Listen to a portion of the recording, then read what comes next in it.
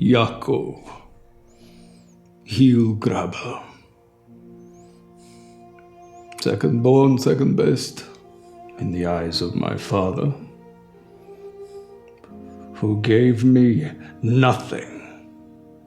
From him I learned to take, to keep, to hold on. I spent my life fighting for what was mine, wrestling. Not with these, but with this. You have something I want. I would outsmart you. I would win. Ask my brother Esau. Birthright, mine.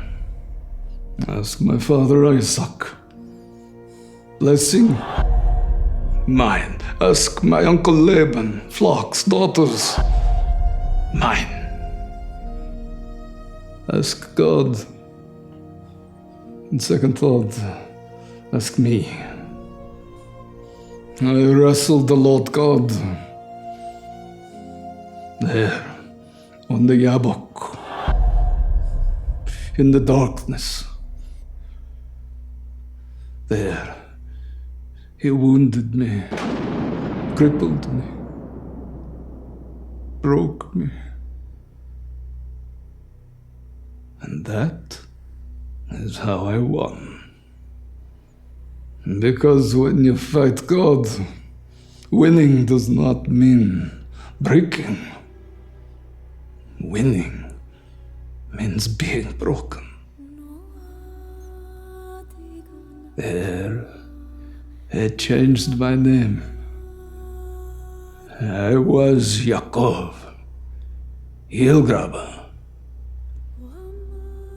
But I became Israel. God fights.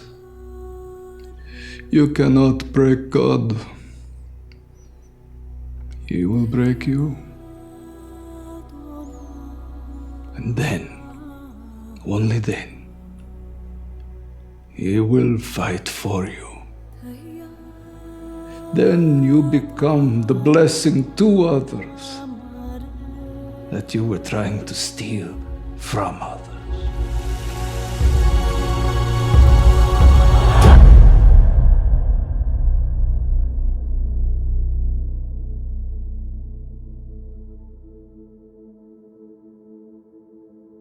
I'd like to talk to you about God choosing Jacob and God challenging Jacob and God chastening Jacob and God changing Jacob. We often wonder why God chose Jacob. When you come to the last book of the Old Testament, you hear God saying, "Was not Esau Jacob's brother, saith the Lord? Yet I loved Jacob and hated Esau." Wonder why God loved Jacob and hated Esau. If you'd met these two young fellas, you'd have liked Esau much better than Jacob. Esau was the kind of fella, he'd slap you on the back, he'd say, "Hey, let's go fishing." Jacob would pick your pocket as soon as look at you. That's what his name means. His name means supplanter or twister, or literally one who takes you by the heel, or translated into the American vernacular, one who twists your arm. You'd have liked Esau much better than Jacob, but God chose Jacob. That, of course, raises a very interesting theological problem. You can put it like this: did God choose me because I chose him? Or did I choose him because he chose me? And I don't suppose there's any answer to that question down here. Problem, you know, when we start thinking about the sovereignty of God, and the free will of man, we live in a time frame universe, and we always tend to think of things happening one thing after another. This has to happen before that has to happen. But God doesn't live in that kind of a universe. God lives in the eternal present tense. God doesn't say, I was, I am, I will be. God says, I am, I am, I am. Dwells in the eternal present tense, so the question doesn't arise, you see, from God's point of view. When I chose Christ and when Christ chose me was exactly the same moment in God's eternal present tense. I can't explain to you why God chose Jacob and not Esau. I only know that there was a day in the life of Jacob when Jacob chose God, but there was never a day in the life of Esau when he chose God. And then we have God challenging Jacob. It's Jacob's first night away from home, and he's lonely and tired and anxious and frustrated and afraid. The last thing he heard and saw was his brother Esau, with his face red with fury and his great hairy fist shaking under his nose, under Jacob's nose. He says, all right, Jake, you wait till Dad's dead and I'll kill you. It's his first night away from home. There he is, going to sleep beneath the black, wide vault of heaven, with the moss for a mattress and a stone for a pillow. He falls asleep. Jacob had more sense that night, my friend, when he was asleep than he ever had before when he was awake. That night he saw a ladder that reached from earth to heaven. He learned that there was a way back to God from the dark paths of sin. He learned that there was one who was a living link between earth and heaven, who could touch deity with one hand and humanity with the other. He learned that night that the God of Isaac, his father, and the God of Abraham, his grandfather, could become the God of even Jacob.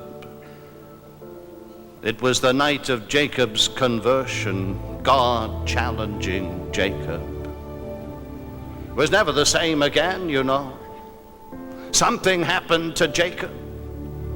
When Jacob woke up the next morning, he said to God, oh, God, he said, I'll never forget what happened to me tonight. Something happened that changed the ruling passion in Jacob's life, and it's a different Jacob, I tell you. Never before did you find Jacob ever wanting to give anybody anything. God had changed him. God had put his hand upon his life, and I believe that was the night of Jacob's conversion. And then you see God chastening Jacob. It's one thing to be saved, but it's something else entirely to be the kind of person that God wants us to be when we are. Jacob might indeed be a saved man from the night when he met God at Bethel, but he was still Jacob. And God now begins a chastening process in Jacob's life. It ran over about 20 years altogether.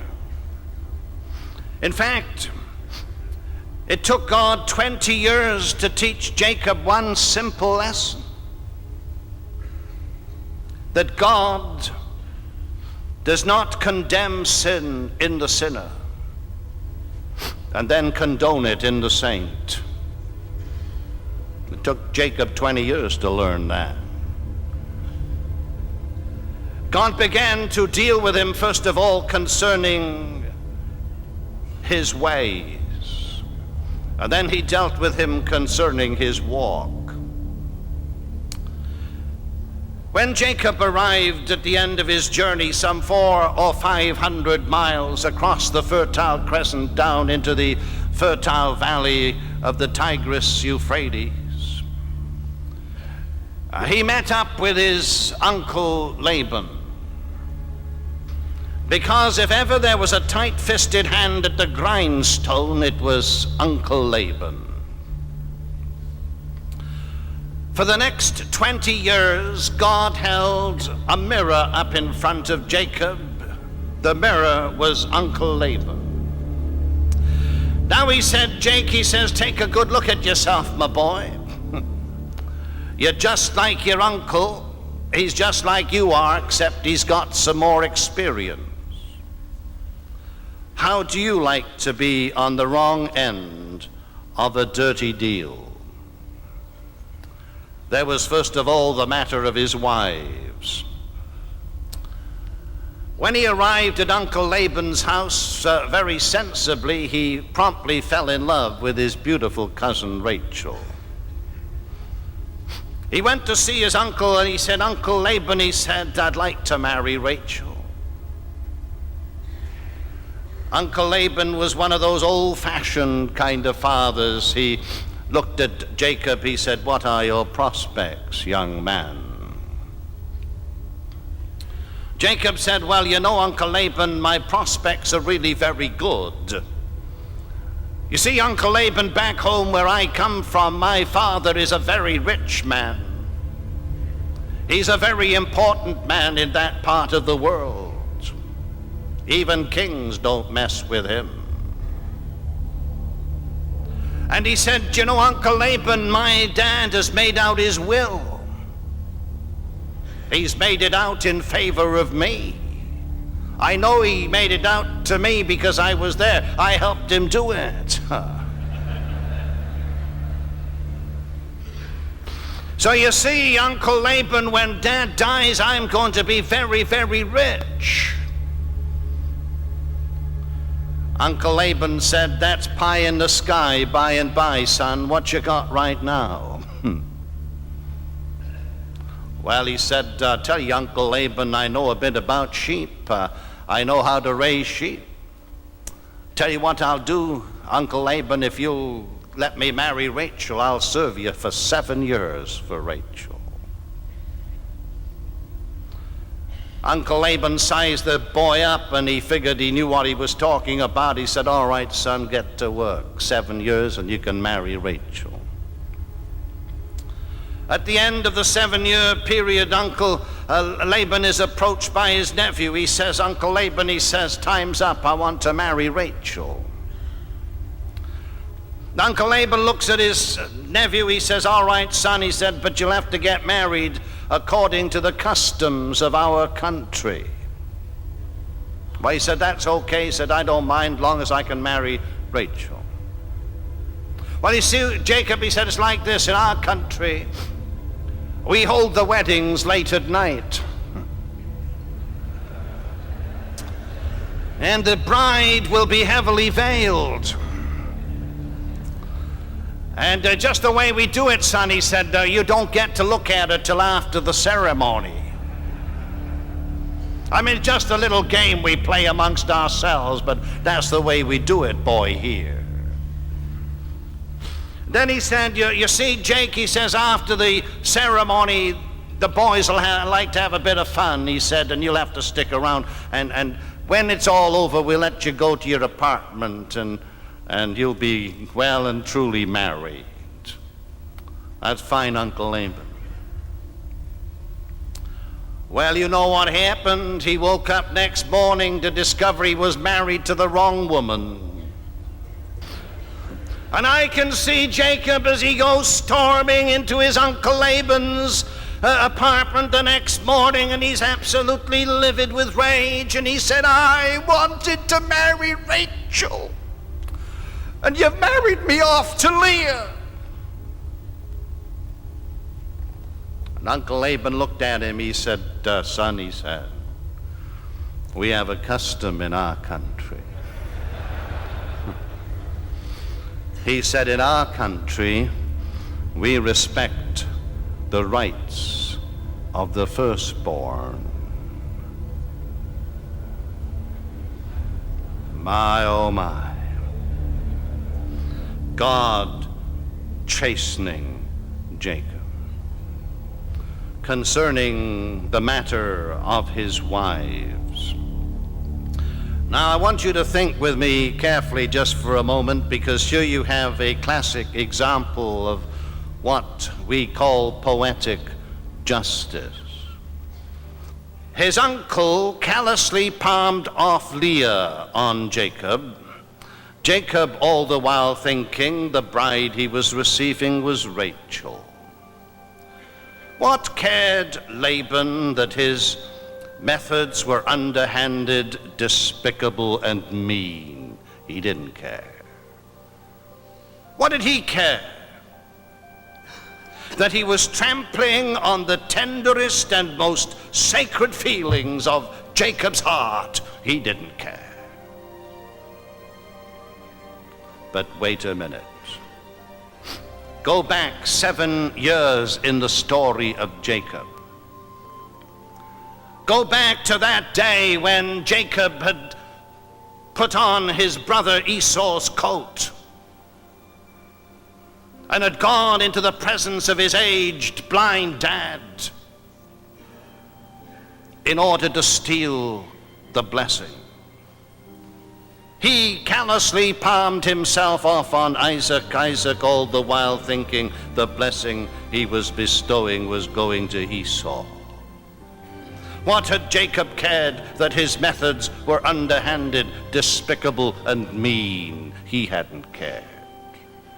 What had he cared that he was trampling on the tenderest and most sacred feelings of Isaac's heart? He hadn't cared. And now he gets it back, line for line. The mills of God grind slowly, but they grind exceeding small.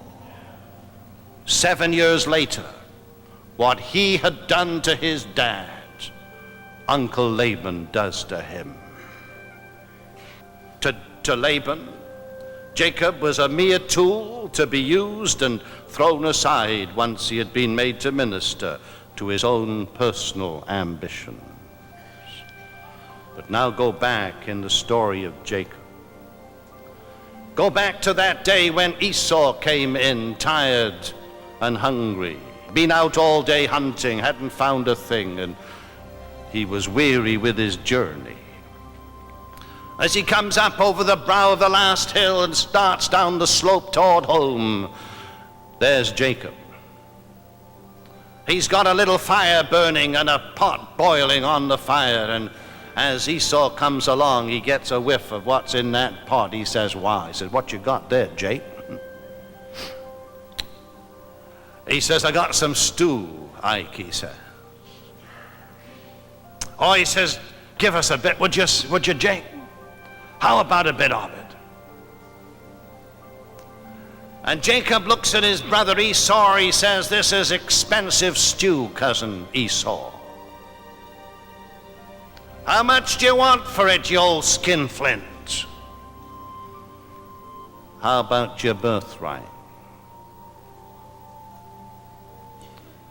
What had Jacob cared that Esau was his own flesh and blood, his very twin? He hadn't cared. What had Jacob cared that he was taking ruthless advantage of a weaker man temporarily in his power? He hadn't cared.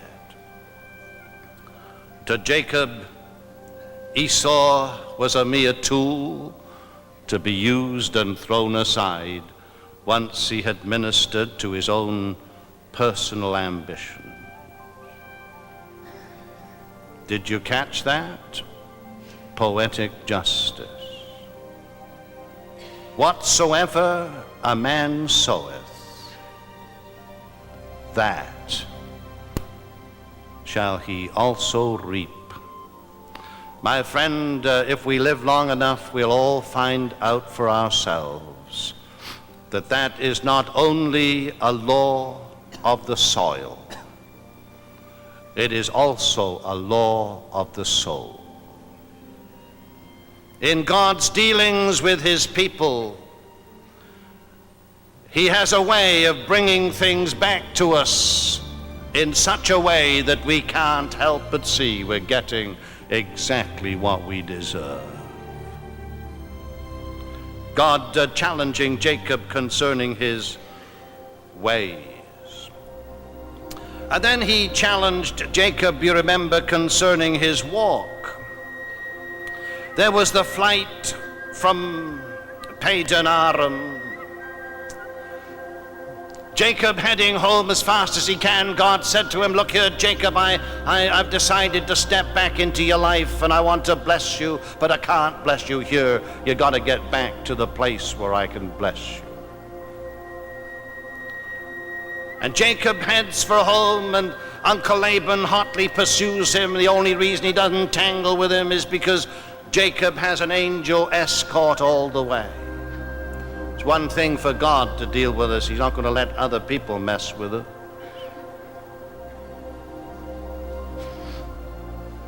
And you know what Jacob's thinking about?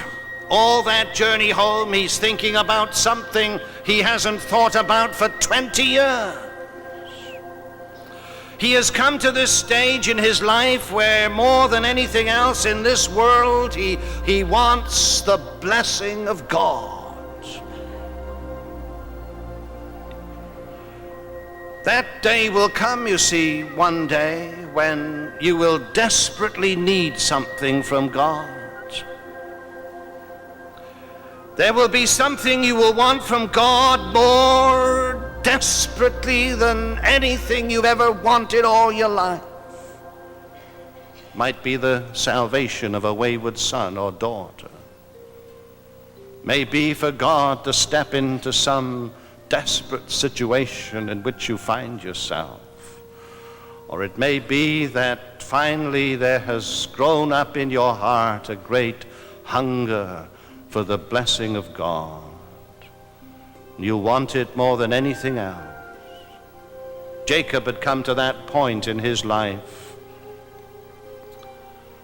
And as Jacob now, for the first time in his life since the day he was saved 20 years before, began to think seriously about getting God's blessing in his life, God begins to remind him of something that happened 20 years ago.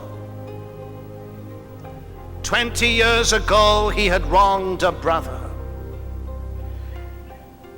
He hadn't thought about that for 20 years. He'd completely forgotten about it. But I'll tell you, God hadn't forgotten about it. And Esau hadn't forgotten about it.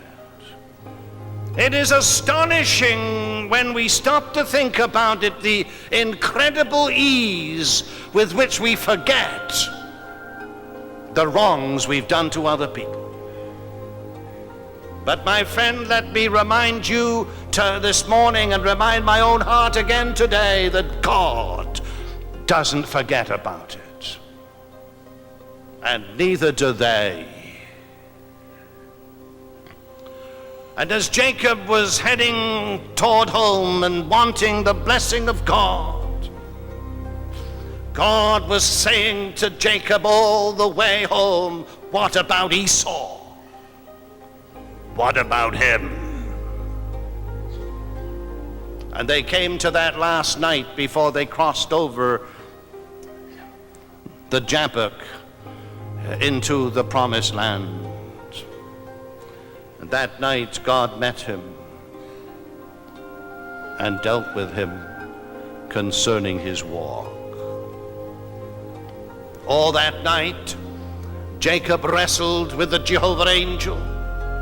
And I'm quite sure that the central issue over which they wrestled was what Jacob was going to do about his wronged brother.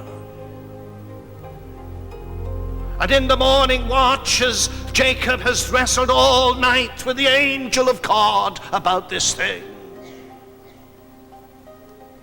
God broke him. in order to bless him. And there in the morning you see a broken Jacob. There's no more fight left in him at all.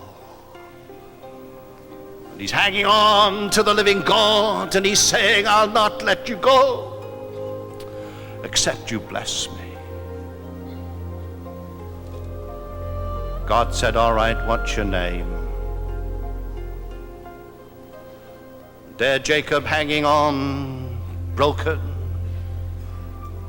no longer able to fight, with tears running down his cheeks, he hangs his head. He said, oh God. You know, the last time in the Bible somebody'd asked him that, what is your name? He'd said Esau. God said, what's your name? Oh God, he said, my name is Jacob. I'm just a cheat. That's all I am. That's all I've been for 20 years. It's all I've been all my life. I'm just a cheat. And God said, I've been waiting to hear you say that, Jacob, for 20 years. And I broke you, my boy, just to bless you. And now that you've confessed all that you are by natural birth, I'm going to make some changes in your life. You're not going to be called Jacob. You're going to be called Israel. For as a prince hast thou power with God and with man, and hast prevailed. So we see God choosing Jacob, and we see God challenging Jacob, and we see God chastening Jacob. And then we see God changing Jacob. Now we sometimes have the feeling in our Christian experience that you know, that we have to have some kind of a crisis in our life with God, and that this kind of crisis, once we've had it, we get caught up into some spiritual cloud nine. If there is one thing we are going to learn from the rest of the story of Jacob, it is simply this, that there are no shortcuts with God. Now, I am quite sure that in many a life of many a godly person, there is a crisis. That sometime after they first came to know the Savior, after wandering their equivalent of 40 years in the wilderness, in the backside of the desert, they finally cross Jordan and get into the promised land. There's no doubt about that. Very often there is a crisis experience. Sometimes it's the death of a loved one, or sometimes it's a debilitating sickness, or sometime God knows what it is, and he brings us to a crisis. And once we've faced the crises and given in to God, then begins the process. The crisis is only what catches our attention. It's the process that matters. And as you trace the story of Jacob down through the next years of his life, you see that in chapter after chapter, God is working out a process in the life of Jacob. There was first of all the defilement of his daughter. Oh, he hadn't expected that. Now he had taken the first step towards a holy life. He hadn't expected that his past sins would come home to haunt him in his own family. And there was that day, you remember, when his daughter came running into the house and ran into her mother Leah's apartment with tears running down her cheek, and by and by Leah sends word to Jacob, you better come in here. Dinah's got something to tell you. That terrible story of that fella down in the village. The defilement of his daughter. It was part of the process. Must have broken his heart. And then there was the duplicity of Simeon and Levi. And then there was the death of his beloved Rachel. Oh, I suppose if Shakespeare had been asked to describe that, he would have said this was the most unkindest cut of all. As Jacob stood there with tear-blinded eyes, as his beloved Rachel died in childbirth, it broke his heart. It was part of the process. And then there was the disgrace of Reuben, and there was the degradation of Judah, and then there was the disappearance of Joseph. And then there was the demand for Benjamin. It seemed to be one thing after another. It was the process, you see. You can't have the crises without the process. And you really don't see that much change in Jacob as you look from one step to the other in those succeeding chapters. Not until you get to the end. And when you get to the end of the story of Jacob and look back, you can see how marvelously God has changed him. Because in the closing 2 chapters of Jacob's life, you see a man living in complete victory, enjoying conscious virtue, and blessed with clear vision. It's a different Jacob that you see. You remember how God told him to go down to Egypt. He went down to Egypt, and there his son, his beloved Joseph, was prime minister of the country. And he says to Jacob, he said, Pharaoh wants to meet you. I've arranged a day. The great day came when old Jacob was to be presented before the Pharaoh. How we love to picture the scene as there's a fanfare of trumpets and the great golden gates open, and there's the red carpet, and all around that magnificent audience chamber are the lotus pillars and the imperial Egyptian guards standing stiffly to attention, and the courtiers in all their colored robes, and Joseph standing by the throne. And there sits the Pharaoh in regal splendor. And as there's a fanfare of trumpets and the gates open, every single eye in that place must have turned to see Joseph's father coming to see the Pharaoh. Wasn't a man in that place wasn't afraid of Joseph.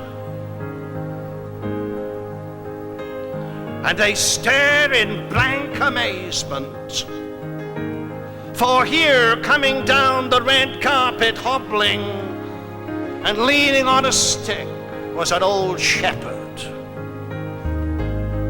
I tell you, this was Joseph's finest hour. He wasn't ashamed of his dad, when every shepherd was an abomination to the Egyptians. And there was a hush in that hall, and you can see every single eye riveted on this old, weather-beaten, gnarled shepherd man in his shepherd's garb, hobbling down the red carpet on his stick towards the Pharaoh.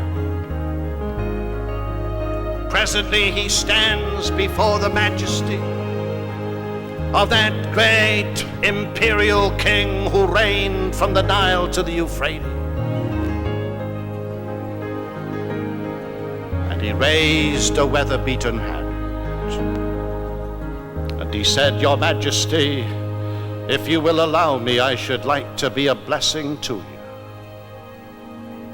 And the Holy Spirit says this, that he blessed him there. In fact, he says it twice.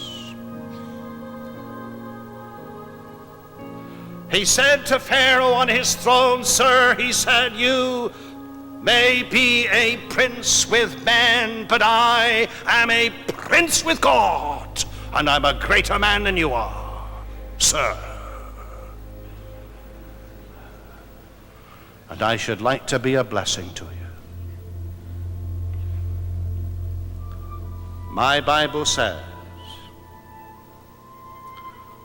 without contradiction, the less is blessed of the greater. And as old Jacob stood there and blessed Pharaoh, he was a bigger man than him that sat upon the throne. And I'll tell you something else too, he was a bigger man than his grandfather. Abraham had stood in his day in those same Egyptian courts. God had said to Abraham, "In thee shall all families of the earth be blessed." And there he has his first opportunity. He wasn't a blessing to Pharaoh, he was a curse to Pharaoh. As Pharaoh sent Abraham away, he could be heard turning to his courtiers and said, "If that's an example of a believer, I sure hope I don't ever meet another one."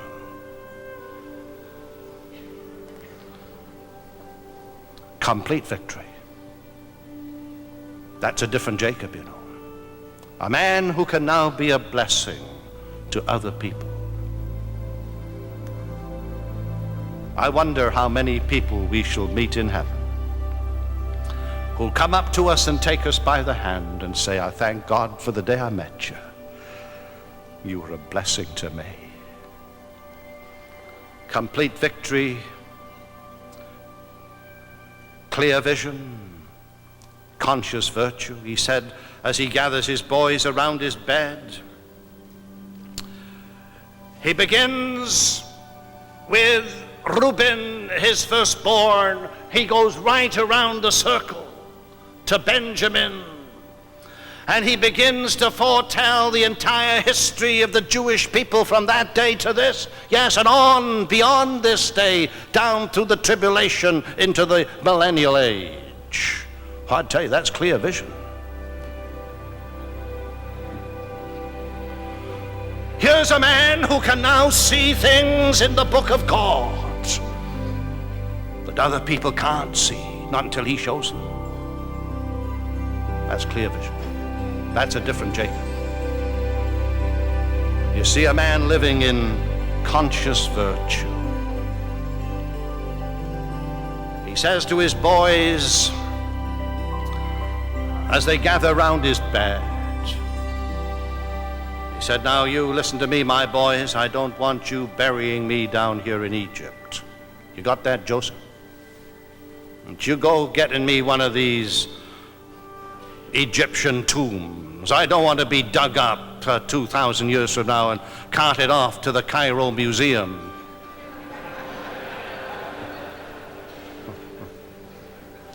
Don't you bury me in Egypt. You bury me in Canaan." Now let me tell you what that means, and I'm going to sit down. This is a different Jacob. You know, there was once a time that Jacob would have given everything he had to get his hands on the treasures of Egypt. But he had now been 17 years in Egypt, living amidst all its luxury and splendor. 17 years in Egypt. And Egypt hadn't been in him for 17 seconds. A man who has learned to be in the world, but not of the world.